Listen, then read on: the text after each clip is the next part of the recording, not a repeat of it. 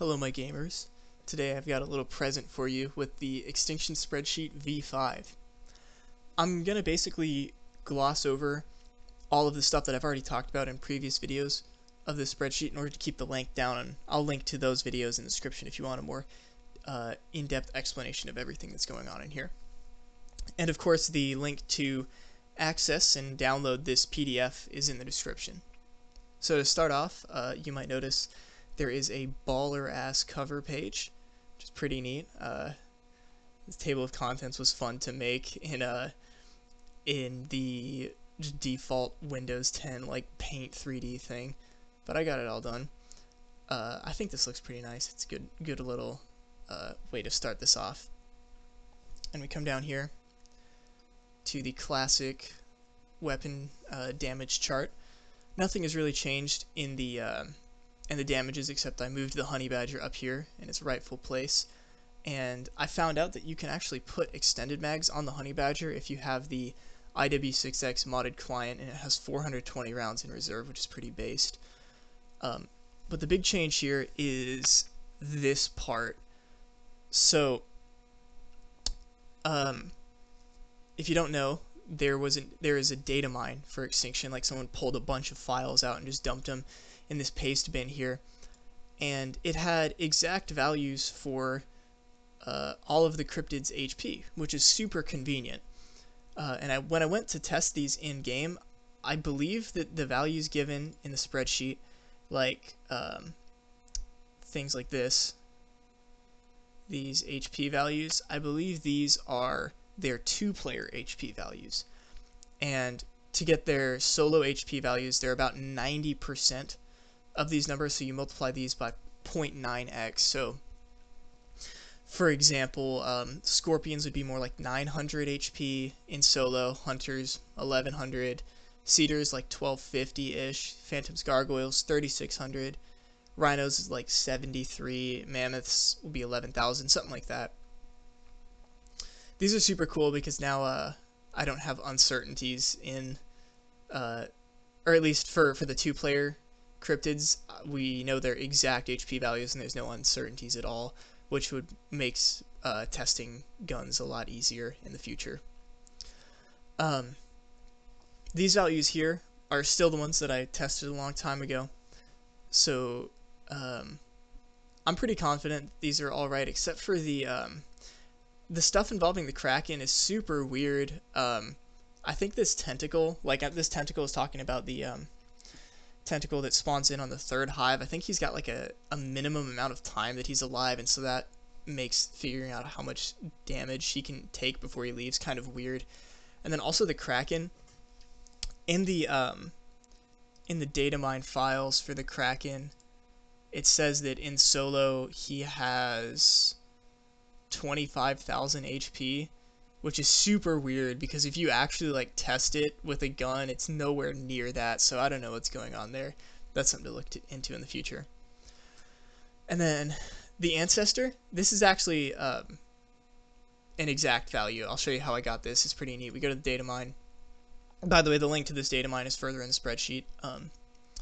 Alien ancestor definition. He's kind of weird. So his health is here we go. This health is defined for 4 players, and then it scales it down as the players go down, which is kind of like the opposite of what the other enemies do.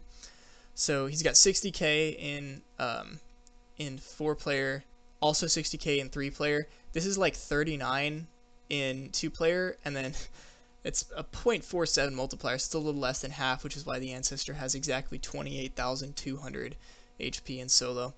It's pretty neat. Also the obelisk, it's got an insane amount of HP if you kill it with a gun, but if you kill it with the Venom X, it goes down way faster. That's kind of a weird thing. I think Venom X might like secretly do critical hits against the obelisk or something, kind of like the big shots out of the Vanguard. And then on this page, nothing has really changed from the previous iteration, except I moved these numbers. These were down at the bottom of the notes. I just moved it up here. It's a little more relevant to have them here. These weapon location chart things are exactly the same, obviously. if you have no idea what's going on here, these charts tell you which maps have which guns, or another way you can look at it is which or yeah, it tells you which map has which guns. So like if you're like, you go onto point of contact and you're like, what guns can I use? It's just all of these vertical ones that are highlighted pink. These are the guns that are on point of contact. Or if you're just like fiending for the vector one day and you're like, man, I really want to use it. Well, then you know that you have to be on either point of contact or nightfall. That's kind of how this chart works. The top 10 guns by point blank DPS obviously has not changed. I haven't gotten any new information regarding damage or fire rate, so these are all the same. And there's of course little maps here, so it tells you that you've got a lot of like really top tier guns up available on all the maps with the Bulldog, and the VKS, and the Chainsaw. I did reevaluate my personal favorite. I kind of do this with every iteration of the spreadsheet. I think last time I had the VKS up top, I kind of moved it down a little lower, being more of like a full auto simp at this point. I've really started to like the ARX. If you've seen some of my recent videos, you probably would expect this to be my number one. When you get extended mags on it, it's just super solid in my opinion. Like it's got lots of ammo, it's got lots of damage. You know, it's an assault rifle. It does assault rifle things. Just feels very it just feels good to use, and it kills stuff fast, which is why it's my number one. Next up, I have the Chainsaw. I really like the Chainsaw with rapid fire on it. It cranks the hell out of this DPS, and it doesn't really have any. There really isn't a downside to using rapid fire on the Chainsaw, because I mean it's not like rapid fire doesn't like decrease your weapon's range. All it does is add a bit of recoil, but you're already spraying with the Chainsaw, so it doesn't really affect it. And with rapid fire, it just tears stuff apart. I think rapid fire chainsaws are a really good choice for stuff like the Sigma Hardcore and Omega Hardcore challenges that I've been doing lately, where you have to just deal a ton of damage, like sustained for a long period of time. The K7, to me, the K7 is essentially just ARX2, right? It's got a little less damage, it's a little weaker, probably a little worse range, has more ammo, and it's available on different maps. So, like, the K7 is just my Awakening and Exodus ARX, basically. And of course, we've got the MR28, absolute meme cannon of gun, probably objectively one of the best guns in the game. The only thing that really holds it back in my book is that it's only available on point of contact and nightfall. Like if you could get the MR28 on every map, it would be my number one for sure. And then I have the VKS. It's kind of went down a little bit just because I haven't been using it as much, but it's still a really good gun. Unfortunately, it does have a little bit of damage drop, which means that you don't like just absolutely melt things from all the way across the map like I initially thought you would. This damage does fall off a bit, but it's still really good. I still think it's the best way to kill the first barrier hive, and it's available on all the maps.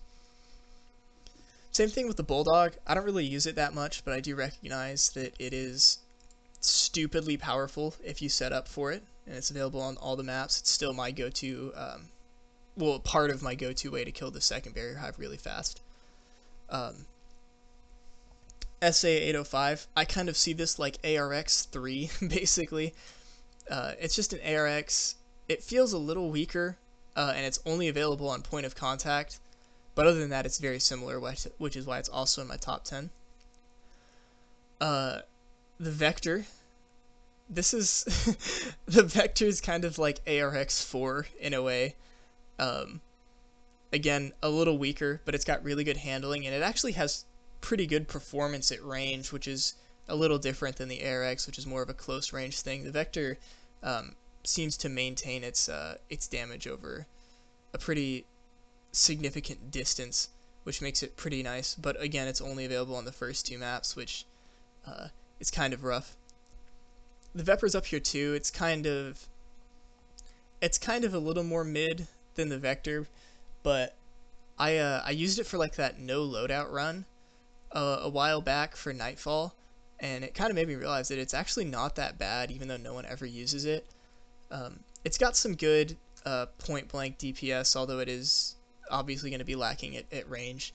But I think it's interesting and fun to use in a way because no one ever uses it, so that's pretty cool. And then number 10, I have the Maverick. Really, this could be the Maverick or the R5. They're almost identical. They have a little bit of difference in their damage drop off over range, which I'll get to when I get down there in a bit. But, you know, if you put extended mags on here, it basically has infinite ammo, although it will be lacking significantly in DPS. Or if you put rapid fire on it, then it has an acceptable DPS, but also like some really good range performance and still a lot of ammo. So it's very it's not like an exceptionally good pick, but it's like it's just good enough for whatever you need it to be, which is why it's down here at the bottom of my top 10. I think was in this exact same place last time as well. On this page, I think the only thing that changed, I like color coded some of these things to make it look a little better. But other than that, this is all about the same. Oh, and I put in for the honey badger that you can actually, if you have the modded client IW6X, you can just give yourself the honey badger on point of contact. I tried doing it on the other maps, it didn't work. I imagine it might work on Mayday, but for some reason Mayday just doesn't work on IW6X anymore. Like if you load the map, it just crashes. So that's kind of an L, but you can still get it to yourself on point of contact, and you can put an extended mags on it. Hive duration chart, this is obviously exactly the same. I just kind of changed the formatting, centered these values to make it look a little prettier. Then, okay, this one has a bit of change. The cryptid data chart here, I put in those 2-player HPs from the Datamine that I talked about earlier. And then one other thing I noticed from the Datamine is that, let me show you this, the damage values for enemies, like the amount of damage that enemies do to you, is slightly randomized, it appears.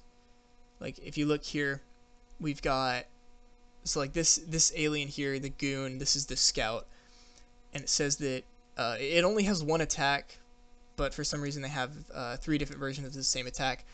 It deals a minimum of 6.7 damage and a maximum of 8.4. You can see it reflected here with the hunter, just with like higher damages and stuff.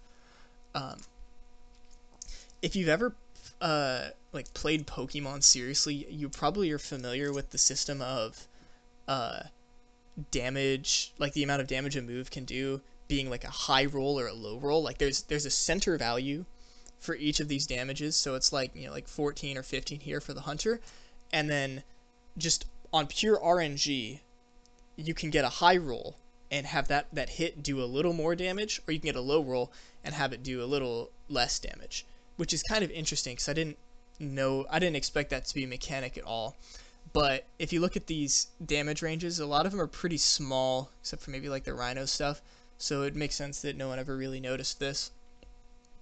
The Phantom always does 33, 34. Interesting that he has a chance of just 3-shotting you, or he could 4-shot you, just depending on RNG. That's kind of cool.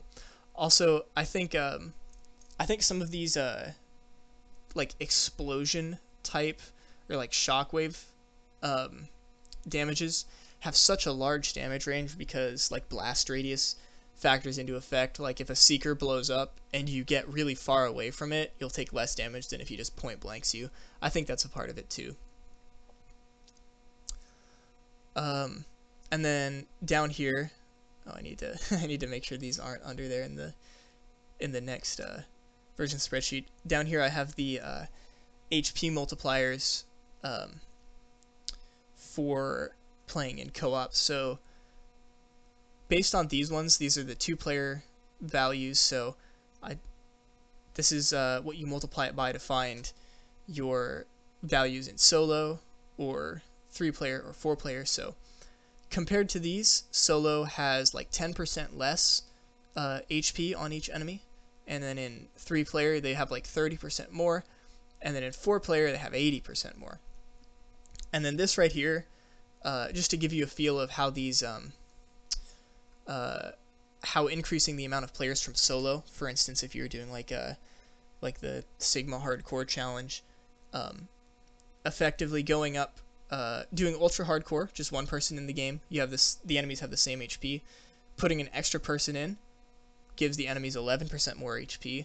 Having 2 more people in AFK gives them 44% more, and then having all 3 people AFK for the Sigma Hardcore, the enemies have double health, which is pretty insane because it means that, you know, phantoms and gargoyles will tank as much shots in 4-player as a solo rhino would, which is pretty wild. Like, hunters will eat 2 mags out of your pistol, and then mammoths in Sigma Hardcore have like 75% the health of a solo ancestor, which is why, like, every time a mammoth came out in Exodus when I was doing that run, I would just immediately sticky flare it because there's just no way. They have so much health.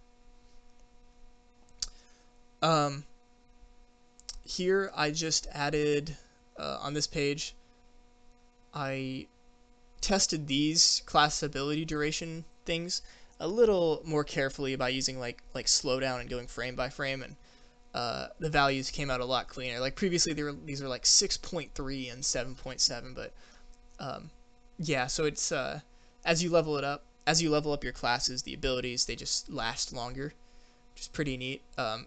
First upgrade only makes it like 0.5 seconds longer.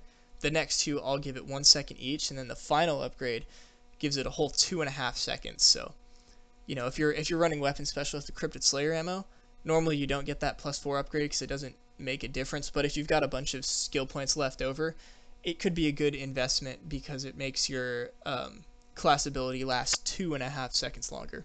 And then also I put that little note down here about class ability duration not being affected by the double class order. This is all the same, obviously. And then here, I grabbed a different image to show all of the extinction procedures. This one I pulled it off Reddit, as opposed to just having the one from the Wikipedia page that wasn't as detailed as this, which is pretty neato. I don't believe anything changed on this page other than just slight formatting stuff. It's pretty cool. Okay, and then here is the big one. So, I'll just go ahead and read all this off because it's brand new. So as in multiplayer, the weapons of Extinction all have damage profiles. Inside their maximum damage range, which I like to call the max range, they deal their maximum damage. Then outside their minimum damage range, which I call the min range, they deal their minimum damage. Between those 2 ranges, the damage drops linearly from the maximum to minimum. I'm going to show you a picture of this so you get what I mean. So this is for the K7. The orange line is just the raw gun. This gray line here is when you have a muzzle brake on it, and the blue line is when you have an arc. So this is damage per shot, and this is distance. I'll explain more what these units are in a little bit. So it starts out at this max damage of 90, and then when you hit what I call the max range, which is right here, your damage starts to linearly drop until it hits the minimum damage of 45 at 15. These units are footsteps. I'll talk more about it later. When you put the muzzle brake on, it just kind of extends your range slightly. It's like a 20% boost, so this gets multiplied by 1.2, and this gets multiplied by 1.2. And then when you put the arc on, this is that 34% damage boost, so it just cranks your initial damage up to 121, and it cranks your final damage up to 60. And it also extends the range. So, you know, if it didn't extend the range at all, your arc damage profile would be up here, and then right here, it would drop down to 60. However, it does extend the range massively, so you maintain this maximum damage for a super long time, and then you get to your new max range here at like 20 steps, and it drops down to your minimum damage of 60 over this distance here. You might notice that this line is steeper than this line, and you would expect it to be less steep. It's because I have a note about this up here too, but the arc seems to increase your max range by more than it increases the minimum range, which is actually a good thing because it means that instead of your curve looking like, over here and then starting a drop and kind of going gradually like this, it just maintains that more powerful damage for even longer, and then it drops to the minimum. So, I mean, now that you've seen these damage profiles, I'm going to keep reading this off. And I'm gonna switch to a video of me demonstrating this stuff in a bit here, because it's kind of hard to visualize, maybe. The way I tested these max range min range values is the holographic site. It's got this display that tells you like where you're located within the weapon's damage profile. Yeah, and that's how I got all of these values. And then on Exodus, thanks to the Ancestor Challenge, I was able to actually get exact damage values for their minimum damages, which is why the K7 was there. And I got it for all the guns except the shotguns, because that'd be a little bit pointless and kind of hard to do because of pellets and stuff. And I have damage plots for 6 guns on Exodus, and then I also have 2 comparison plots, which is pretty neat. And if I ever get around to testing the minimum damages for the non-Exodus weapons, so all the other ones, the holographic sites, or if someone just data mines it, then I can construct full damage plots just like this, but for every gun that has a holographic site. Or if someone data mines literally everything, I can get every single gun in the game, which would be pretty cool. So if you are a computer hacker wizard and you want to just pull all the files out of the game, that'd be pretty neat. Oh yeah, and by the way, I should have said this earlier, the Datamine didn't have anything about weapons in it, or weapon damages, which sucks, which is why I'm still testing this stuff. So, I guess to talk about that unit, the footsteps here, I'll show this off in-game too in a bit. The unit I use is footsteps, so if you're walking forward, not sprinting and not going backwards, at any walking speed, it seems like your audible footsteps. So like you can hear a character like step, step, step, step, step, and then there's like a visual weapon bob that's synced to that step. It always happens at a consistent distance. So like if you have a faster movement speed gun, you'll hear the steps faster. It'll be like step, step, step, step, step. But they still cover the same distance, which is super convenient because it gives us like a tangible and easily accessible way of measuring distance. Some things about these footsteps is that they are absolutely huge. Your dude steps 7.2 feet per step, so he covers 5 yards in 2 steps. It's pretty wild. The 65-foot challenge, that's only 9 footsteps away. So, you know, most of your engagements, except like maybe if you're sniping the shit out of gargoyles on Awakening, which I would just use the Venom X for anyways, are going to happen within like 12 or so footsteps. And so that should give you a little bit of context when you're looking at these graphs as to what is good, you know, 12, 12, 12, 12, stuff like that. And then the max range that I put on this because it covers every gun's, or the highest distance I have on these is 40, because it gets all the guns, even like the DMRs. 40 footsteps is insane. Like, I think the only way you would get a kill from 40 plus footsteps in distance, and I might try this sometime, is if you like grab the USR and then went prone on the bridge to the Arc at the end of Awakening, and then had like another guy go into that side area off to the side that you can like see from there, and had him like sticky flare the mammoth and then just snipe the mammoth with the USR. I think that's the only way you would get a kill from like this distance. And then, so for these 6 individual weapon graphs here, the y-axis is damage per shot, and then for these 2 comparison graphs, the y-axis is damage per second, because I think that is a little more important when you're comparing how guns perform, because it factors in rate of fire as well. Yeah, I think I said this already. The muzzle brake seems to act identically to how it does in multiplayer. And the arc boosts your damage and increases your range. So the arc is very good if you didn't know that already. This is a demonstration of how the holographic sight's damage readout meter thing works. So it's this bar on the left that fills up as you look at closer things and goes away as you look at further things. When it's all the way full, like when I'm aiming at this wall, this means that I am close enough to my enemies that, or close enough to my target that my gun will be dealing its maximum damage. And these are the maximum damage values are the ones I have listed at the beginning of the spreadsheet. As I start to back away, eventually I hit this point, which I call it the max range, because it's the furthest away you can be from a target while still dealing your weapon's maximum damage. After this point, your damage linearly decreases with range until it hits its minimum value, which is coming up right here. I call this distance the min range because it's the point at which your gun will start dealing its minimum damage, and anything further than this, it will just continue to deal its minimum damage. The way these damage profiles work is basically identical to how they work in multiplayer, so if you're familiar with that system, you'll be familiar with this system. I chose to use the unit of footsteps for all of my damage drop-off testing instead of actual units of feet or meters, because the only time that feet show up is for the 65-foot challenge, and the only time that meters show up is for when you're piloting the Vanguard, so they aren't very tangible and accessible in game. Like, you don't really have a sense for what a foot is in game. However, what I noticed is that your character's audible footsteps and also the visual weapon bob that's synced to them seem to always cover the same distance no matter your movement speed.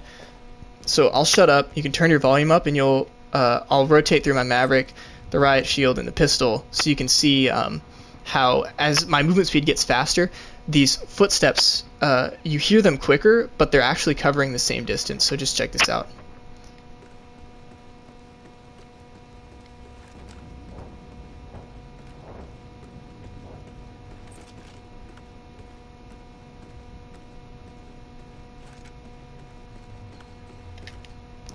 That's a pretty neat tool, and it allows me to, or it basically creates a unit of distance that you can actually kind of get a feel for in game.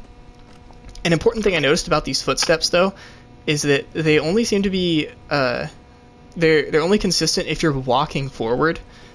If you walk backwards, they speed up. Like, listen to this.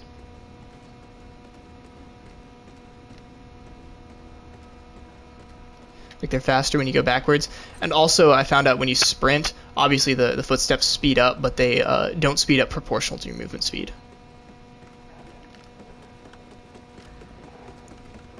Like, it almost seems like the footsteps get like twice as frequent, but you don't go double the speed. Alright, so now that I've kind of shown you what the holographic sight looks like in game, let's take some looks at these damage profile charts for the Exodus weapons that can have holographic sights. So I might have said earlier that the K7 kind of feels like it has weaker performance at range than the ARX, but I mean, looking at this chart, it balls out pretty hard with an arc up to like 20 footsteps, which is really far, because it just maintains this max damage for so long. That's pretty good. That's why it's one of my top weapons up here. It's very good. I don't really use the MLA. Only LMG I really use at this point is the chainsaw. But if you were to use it, especially if you got an arc, you would probably feel like it just doesn't have damage drop because it goes all the way up to 25 footsteps before it drops off, which is pretty similar to like what the Maverick's minimum damage range was in that video, like where it was like all the way across that area. So that's like when the MLA starts dropping off. So it probably will feel very powerful at range if you use this. Then the Maverick and the R5, I actually have a comparison of these two down here. Let's talk about the individual weapons first. They have the same starting and ending damages. However, their damage profiles are a bit different. The Maverick has a very smooth and long drop-off. I call it a curve, but it's really a line. Whereas the Remington R5 keeps its maximum damage for a lot longer and then drops off more rapidly. And of course the muzzle brake does very little for these guns. It does a little more for the R5 than it does for the Maverick, but it's really all about that arc. Moving on to the next two guns that I also have a comparison for, we've got the IA2 and the MK14. These guns are basically identical. I think I found the IA2 to have like a little bit further ranges than the MK14, which is weird because it also has higher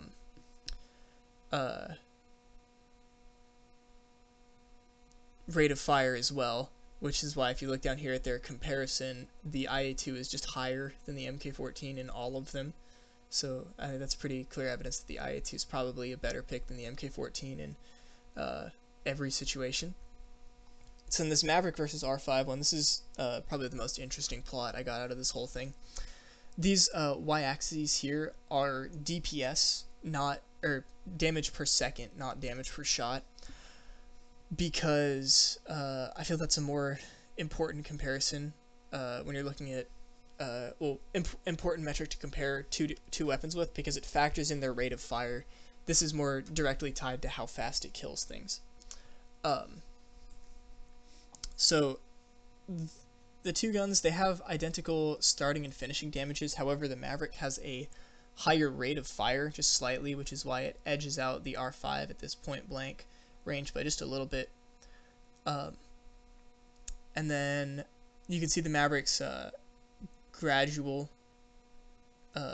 damage drop-off curve taking into effect as its damage is already decreasing while the R5 still maintains its higher damage for a lot longer, and then they out at like infinite range they meet up again and do like the same damage. So really, I mean, you could look at this and say that the R5 is better at range, because I mean this range here where the Maverick is better than the R5 in terms of DPS is basically irrelevant. You're never going to be shooting stuff this far away, and even then I would say the R5 is probably better at this range because it feels a little easier to control. So the R5 is better at a distance, and the Maverick is just slightly better up close. I feel like honestly Maverick R5 are just interchangeable. Same with like if the AK-12 was on the same map as these guns, those three guns would be functionally identical. You can use them for exactly the same thing. But it's a neat little comparison. It looks pretty cool on a graph. And then this, so these, even though I don't have the minimum damage values for the guns that aren't on Exodus, I was able to get their range values, like the distances at which you're dealing maximum and minimum damage for everything that can have a holographic sight, no matter what map it's on. And I didn't do any multipliers to get these numbers. Like I didn't just measure these and then multiply it by 0.2 and then 0.5. I measured every single one of these.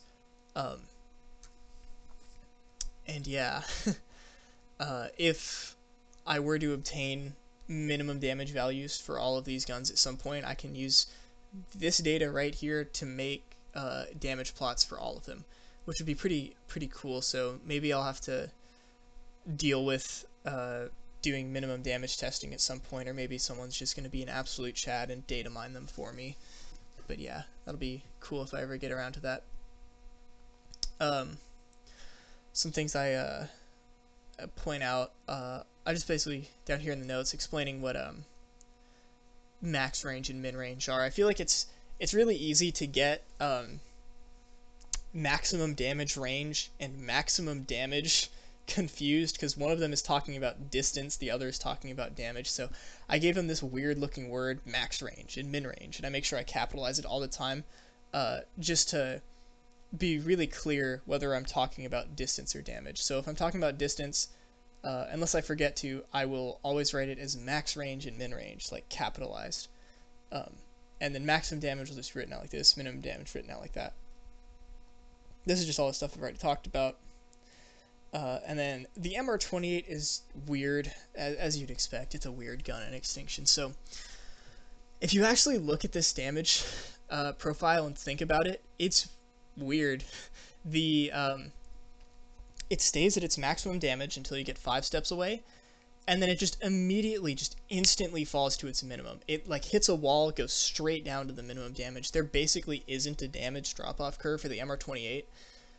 It just is max damage and then immediately minimum damage. So if you feel like the MR28 isn't like killing stuff as fast as it should be, like get in there a little closer and you'll be doing a lot more damage across just like this tiny gap in distance. And of course it goes up, both of these values go up slightly with the muzzle brake, but they're still super close together. It's still a very steep damage curve. And then when you put the arc on,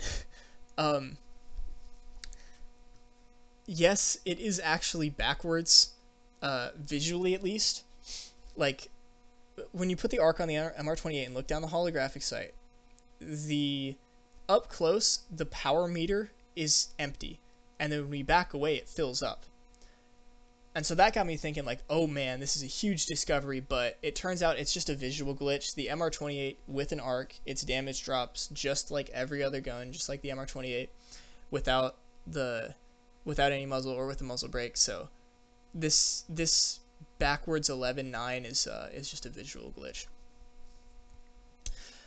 Also, one other thing I noticed is that when you put burst fire on the MR28, it dramatically increases its minimum damage range, and it actually gives it like a pretty smooth drop-off curve.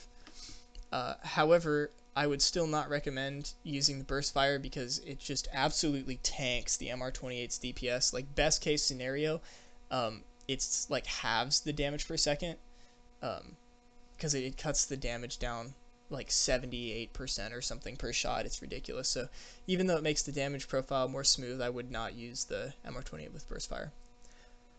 And then these shotgun values are a little weird because, you know, when you're up super close, the footsteps are like, they're a fixed interval, and I don't really have a way of accurately measuring like half a footstep.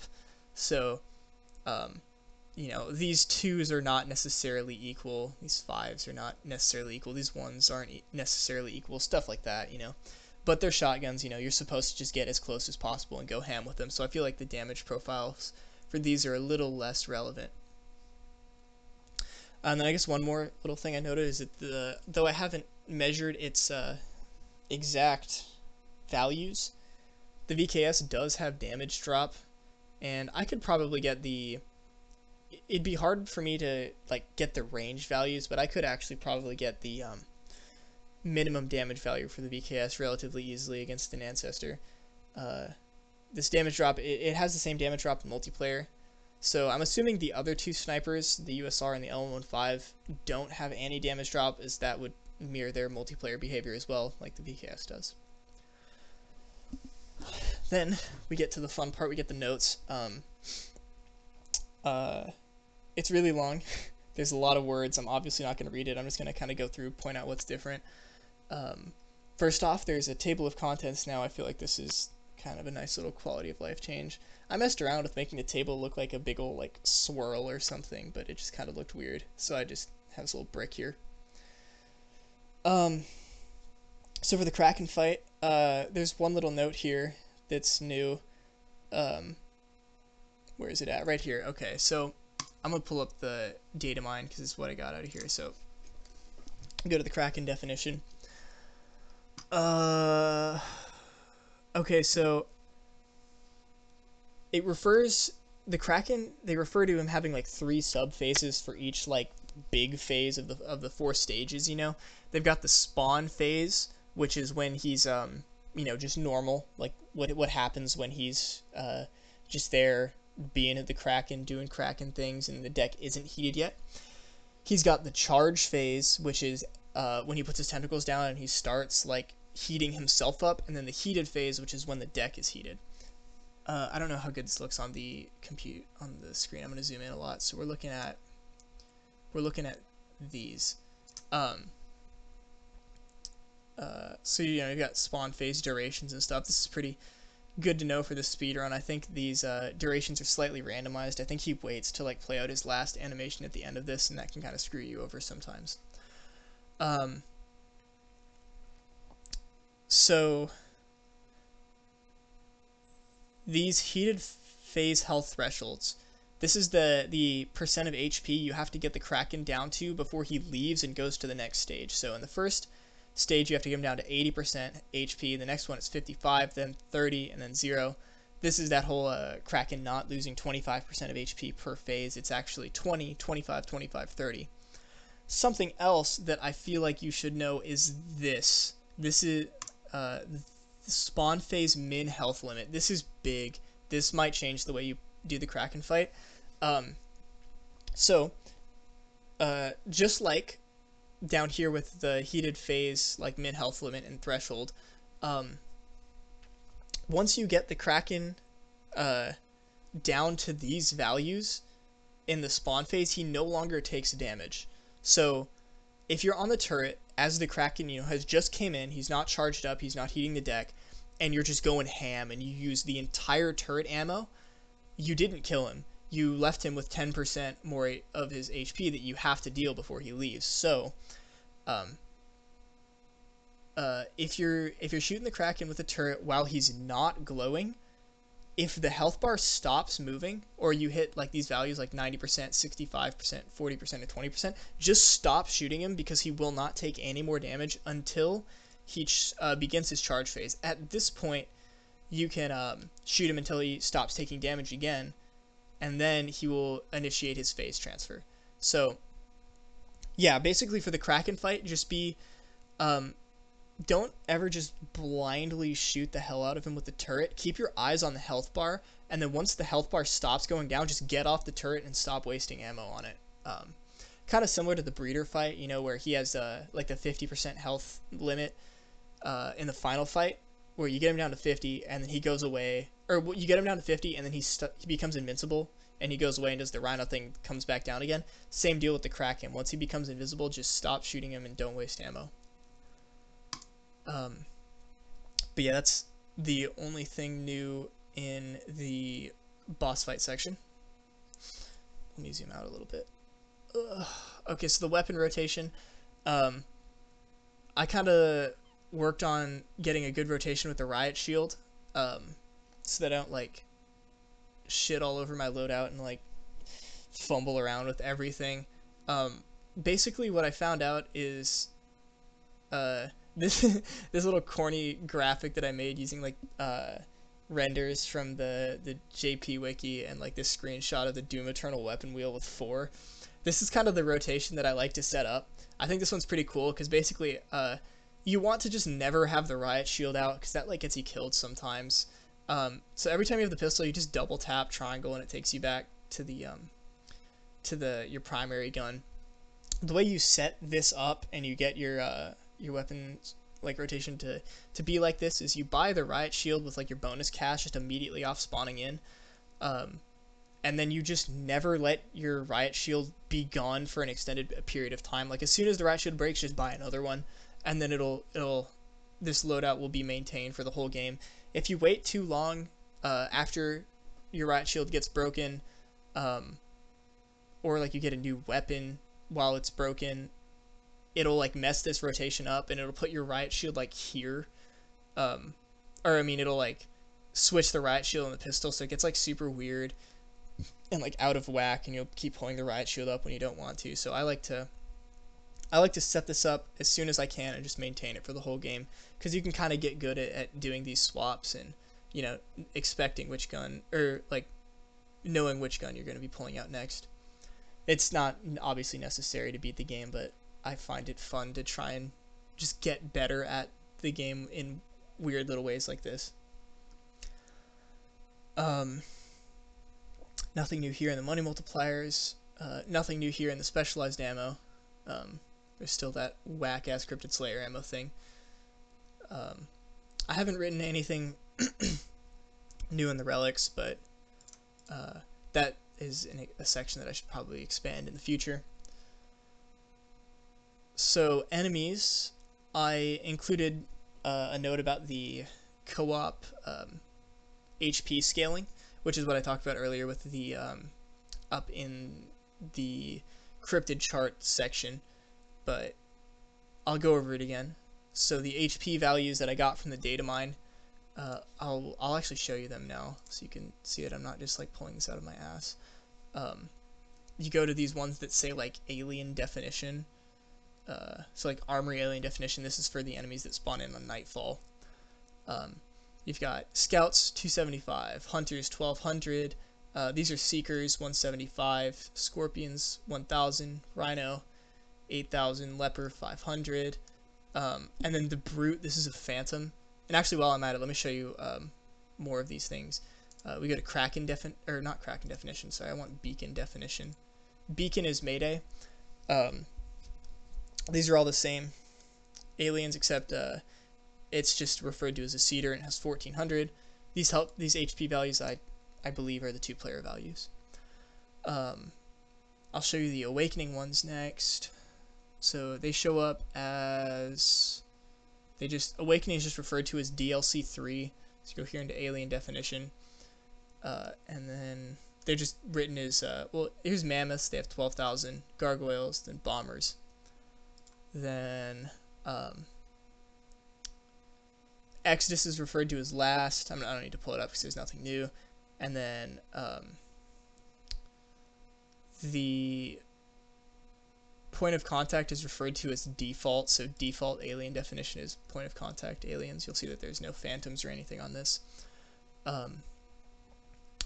Yeah.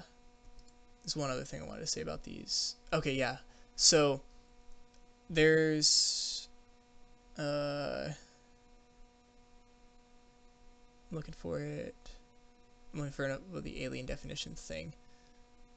Okay, so like right here, DLC 3, the Awakening one, it gives you alien definition hardcore, hardcore single player, and single player. They all are written as the same. They all have the same HP, and like basically everything's the same about these.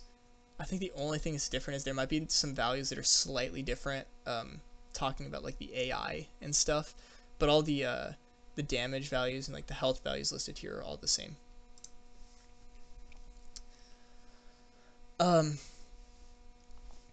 Yeah, teeth. I think the only thing I added here is a link to the AFK tooth farm video, because that's pretty important.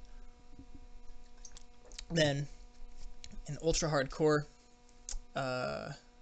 you know, my favorite game mode, I put a link to my UHC playlist so that people can see it if they haven't. Then let's zoom in and get this. Yeah, there we go. Then I added a little chunk here about the whole Sigma hardcore thing that I've been doing recently. So if you have ultra hardcore is when you go into a custom game by yourself, so that you go into a custom game by yourself, put it on hardcore, and then play it alone, so that it increases the difficulty beyond what you'd get in standard hardcore solo. And then if you put someone AFKing in the game, like for instance if you just like split screened your alt in there, then I would call that Giga Hardcore, because you get more enemies, they hit the drill faster, and then have 11% more HP because it's a 2-player game. You also start getting impossible challenges, like basically any challenge that involves everyone do something just doesn't work in this. And also you'll get things like, you'll start to get like spend 20,000 and stuff. If you have more than half the people in the game though, with pistols only relic on, you can get rid of weapon challenges, though that's not necessarily making it easier, because the weapon challenges are something that you can always do, like they're not impossible. So that's kind of a choice you have to make, is whether you put pistols only on the AFK guys or not when you do these runs. Of course, 2 people AFK, I call that Omega Hardcore. So it's just even more than Giga, right? They have 44% HP, more HP. And then starting here, you'll really start to notice the drill taking forever to repair, which can get you killed if you don't have like flares up and stuff. Also, this is a good place to use the team boosters, if you're willing to sacrifice armor and do that triple class thing, because you'll be repairing the drill faster as well. So it's like the team boosters not only would give you characteristics of weapon specialist, but also engineer. And then the full 4-player game, I called it Sigma Hardcore because, you know, the whole Sigma male meme. I was like, what am I going to call it? Alpha Hardcore? Nah, Sigma Hardcore. Yeah. just even more, the most possible. They tear the drill to bits and have literally double the HP you're used to in solo. So like I talked about this earlier, in Sigma Hardcore, hunters can tank 2 mags out of your pistol easy. The phantoms and gargoyles will have the same amount of HP as solo rhinos do. So they're just more mobile, more dangerous, flying rhinos with machine guns. And the Sigma Hardcore mammoths, they have like 75% the HP of a solo ancestor. Like, actually, let me do this math right now. So a solo ancestor, so Sigma Hardcore Rhino would have 12,000 times 1.8. So the Sigma Hardcore Mammoth, will have 21.6 thousand HP, whereas the solo ancestor would have 28.2. So it's like one rhino off being a whole ass ancestor, which is why I always just immediately sticky flare them when they spawned in on Exodus, because that's a little too much to deal with while they're moving around and killing the generator and summoning hunters and stuff.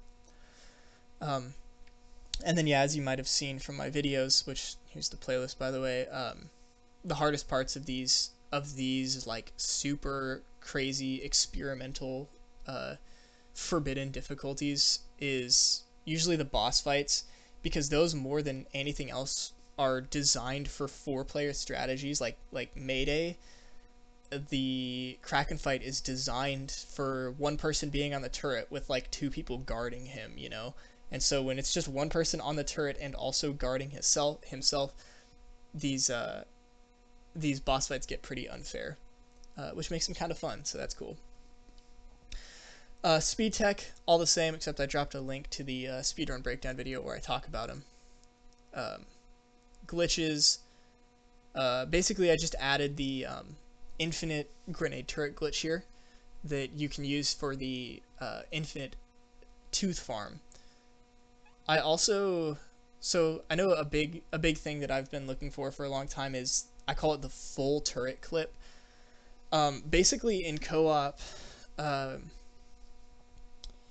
okay, so for the point of contact speedrun, we put a turret down next to the fence that separates the second and third areas, and you hop on that turret, it tricks the game into thinking you're in the second area, so it makes the second meteor fall earlier, but it doesn't actually put you in the second area, so you can't get past the first meteor. If you're in co-op, what you can do is you can have your second player put the turret down, first player hops onto it, second player stays back at the nuke, then when the first player gets on the turret, second player puts a new one down, which breaks the earlier turret that's currently clipping the guy through the fence, just breaks it in their hands and allows them to fully teleport through the fence. A big goal of mine has been to find a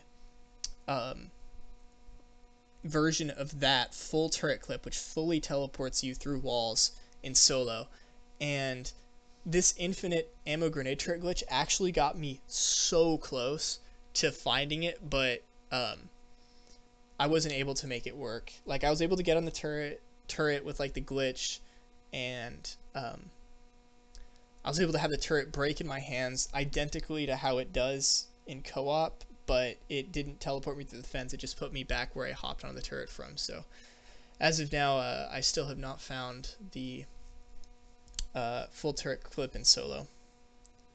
And then I just talk about the way I was investigating it, is there's an alternate way to get into the infinite turret glitch that uses like a propane tank and a SOFLAM, and it's super weird.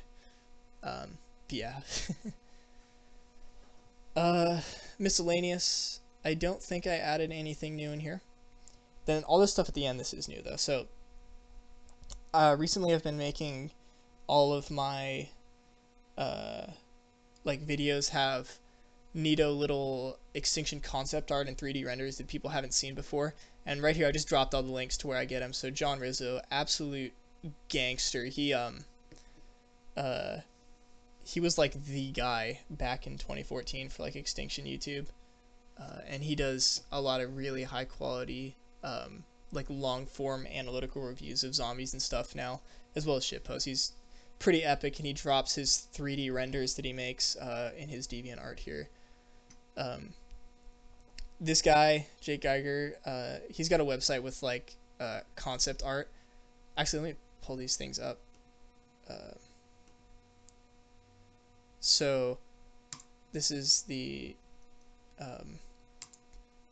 John Rizzo's thing. So you go here. If you're trying to find pics of Extinction, he's got a Call of Duty gallery, and they're all in here. Then, yeah, like here's one of the Ancestor Gargoyle, stuff like that. Then this one here, Jake Geiger. It looks like this guy's an actual concept artist, like professional concept artist for Infinity Ward.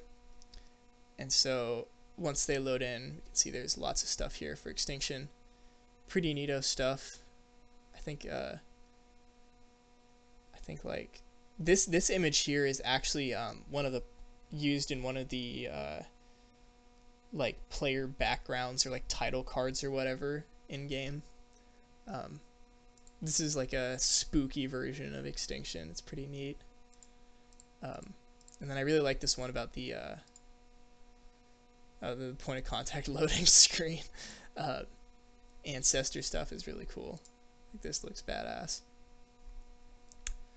And then this last place that I get stuff is just the the front page of the COD wiki for Extinction. If you computer's dying. All right, if you scroll all the way down to the bottom, keep going. Okay, here we go. You've got a lot of concept art and gallery stuff, and this is actually where I got the front page for the spreadsheet. Is you go here, you click on the concept art, and then don't just save this image, hit see full size image up here, and then you get the good stuff. Yeah, so after that, I've added the section about resources. Of course, this is the link to this Datamine right here, down here. You know what? I'm just going to drop this in the description as well, because it's pretty important to have. Yeah, it doesn't have everything. Like I said, I couldn't find anything regarding weapon stats, but there's a ton of juicy stuff in here for you to explore. Not just stuff about enemies. I've never even looked at these chaos things. I don't know. You can container spawns. These are like the 420 boxes that just like blow up and give you random enemies. There's information about those, how they work. There's some more stuff I want to show you in here. Files about intel. Collectibles. Here's a list of everything you can get. Is this... Oh wait, this is something else. These are...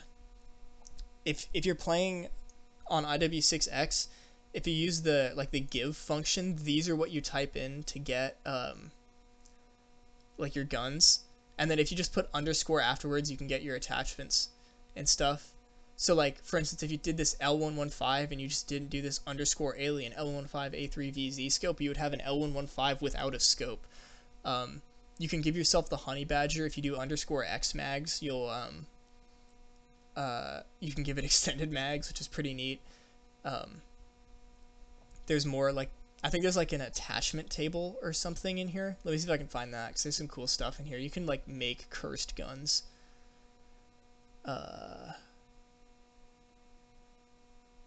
Oh, actually, let me show you this. There's a list of challenges that you can get. Let me see if I can find... Yeah, DLC 3 hardcore challenges. Look at this shit. This is insane. So, these are the list of challenges in the... that you can get on Hardcore Awakening, right? These are the Hive numbers that you get it on. This is the challenge. So, you know, you got spend 20k, spend no money. I don't know what no stuck drill means. Maybe don't repair the drill. I don't know. But there's a few interesting ones here that have been cut. Yeah, it looks like there's no... This is 0 here means like you don't get it on any hives. My personal favorite, there apparently is a challenge in the game that asks you to melee a mammoth, but it isn't applicable on any hives. Something about killing rhinos. I don't know. 75% accuracy was apparently in Awakening at one point, maybe. This kill Phantom, this is the kill a Phantom while it's jumping challenge that got removed in like January 2014. I guess Barrier Hive. Maybe it's just a list of all the challenges, and then 0 means like you can't get it on this map at all. But yeah, the melee a mammoth is a challenge that they had the thought to put in the game at some point. That would have been pretty epic. Yeah, leaning and sliding were in there too. It's wild. And then there's, oh man, there's a lot of stuff. Prestige nerf. I think these are relics. Yeah, these are the relic like data file names. Oh, talent challenges are what it refers to point of contact as for these. Man, I want to find one more thing. Oh, a deployable random box. I think these might be like probabilities for the things you can get out of random boxes at each of the levels. Like this is level 0, 1, 2, 3, 4. Which, if that's true, then maybe flare, the best probability to get a flare is by having it level +3. I don't know. It's weird. Yeah, I want to find this. Here, let me just control F. Attachment. Okay, attachment. Let's open these two files real quick, and then we'll move on. Where is it? No, that's not it. It's this attachment map. I was messing around in IW6X and using these to like create some like cursed attachments. Like we got burst. This is apparently a difference between the burst light, burst DMR, regular burst. There's like scopes that were removed from the game. Like there's the yeah, like here we go. The MR28 has a scope that you can put on in an Extinction, and it like doesn't work though, and so does the IA2. And then over here, these alien muzzle brake. These are the arcs and stuff. So if you're playing IW6X, you can use this to put attachments on your guns. But let's go back to the spreadsheet and finish this thing out. I included links to the speedrun leaderboards. There's ZWR and speedrun.com. Speedrun.com is, as you might expect, like a lot more legit for speedruns, but ZWR has more players, so I use both of them. If there's ever like a conflict between the two, somehow I would rely on speedrun to be the more legit and true leaderboard. Link to the Japanese wiki page, that was on there previously. I included a section for Discord servers. Here's mine. This is right here, this is Guy Red. He's working on making an Extinction remake in Unreal Engine. And feel free to join his Discord server if you want to check it out or have any suggestions for the game. And then this is the Extinction Squad Discord server. There's a lot of people in it too. Include a little section for shoutouts for people that have helped me out a lot with this whole Extinction YouTube thing. This is my YouTube channel in case you found the spreadsheet from somewhere else. I kind of doubt it. But yeah. Here's Measkly. He's you've probably heard of him. He's a Japanese Extinction player. Makes a lot of really helpful, insightful videos.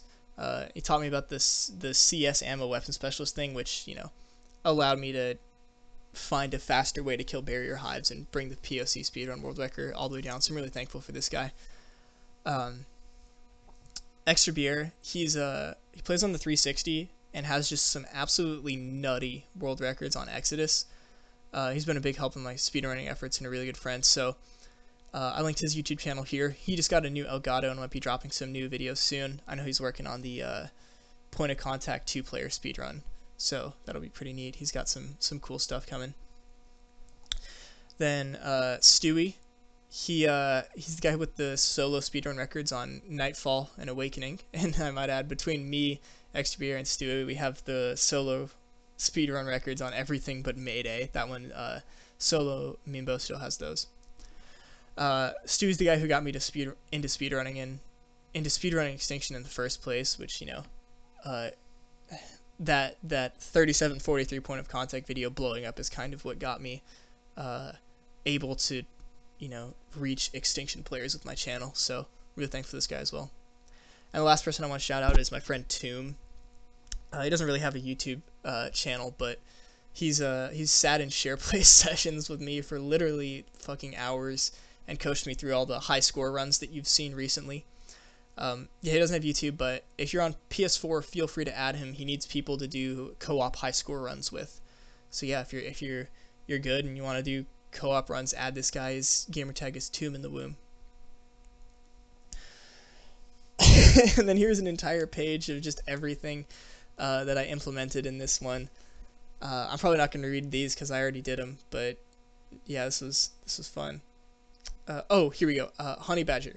So this is what I was talking about earlier. If you want to get if you have IW6X, the modded client for PC, and you want to give yourself the Honey Badger, what you do is you enable SV cheats, and then you type this. You type give IW6 underscore alien honey badger underscore MP, and then after that, if you want to give it extended mags, you put underscore X mags. And you want to give it a grip, you put underscore grip. If you want to give it like a red dot sight, you put underscore reflex as well.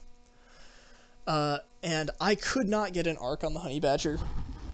Goes to figure, I think the reason they removed the Honey Badger is because they couldn't get an arc on it either. Picking it up from the ground or just trying to like abuse it in with the console commands didn't work. But yeah, there's all this stuff. And then last thing I have is things that I would like to research more and add in the future. So now that we have those new 2-player HP values that are exact and have no variance, it'd be cool to refine and like double check these non-Exodus weapon values, get little more accurate numbers for those. I'd like to investigate like the methods of earning teeth.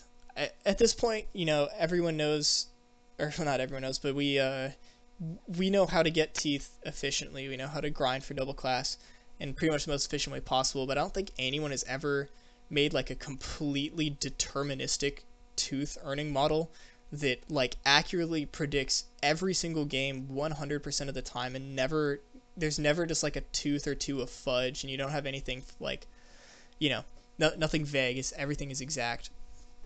I kind of have an idea as to how I would do this.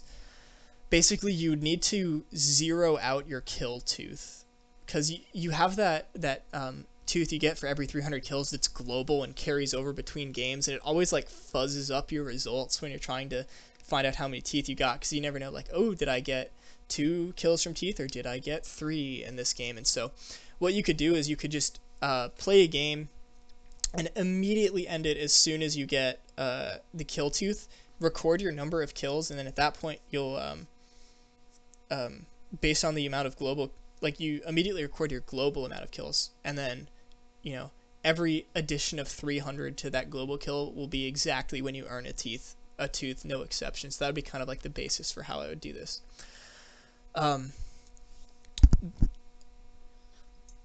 This next thing, researching the search box item distribution. This has been kind of a goal of mine for a long time. Basically, all I would need to do is go on. It's kind of tricky because certain maps you can search different things out of the boxes. So I think I would need to do it on Nightfall, and then just literally search thousands of boxes and record every single thing that I got, and then from that I could just because the numbers are so huge, you could basically just make a model for the probability of each item out of a search box. And the reason I think Nightfall would be the one is because you can I think that's the only map where you can search everything, because Point of Contact you don't have locker keys, or maybe just any map other than Point of Contact Meteor Awakening would work, because Meteor Awakening you can't get SOFLAMs. I don't know, for some reason when I was doing this in the past, I remember, I would do Nightfall because Nightfall has the most search boxes. Nightfall has 70 green search boxes. It's crazy. So that's why I would do Nightfall. Yeah. I'd like to look into incendiary ammo more at some point. There's some weird stuff going with the fire pulses. And I don't really know how they combine. I've seen them doing different amounts of damage, to the Ancestor Challenge. So I don't really know what's going on there. It's kind of hard to test. Another one would be determine how much damage the lightning bolts from Arcing Stone ammo do. My rough estimate is 70% the initial bullet damage. I don't remember exactly how I got that, and I feel like I didn't spend much time testing that. So it could be way off. Also interacts in a weird way with shotguns.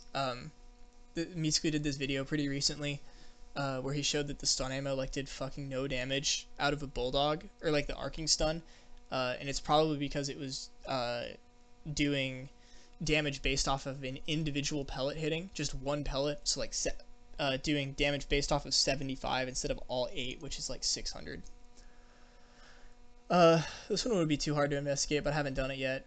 Just get like how much damage do you, or damage per second do like hunters and scouts do to the drill in co-op? Because like in solo scouts, it's like 1 HP per second. Hunters like 2.5, but I know when you put more people in, that those numbers go up. I just don't know what those numbers are yet. And as I get better at high scores, it'd be cool to like put in more sections explaining like how high score strats work for each map.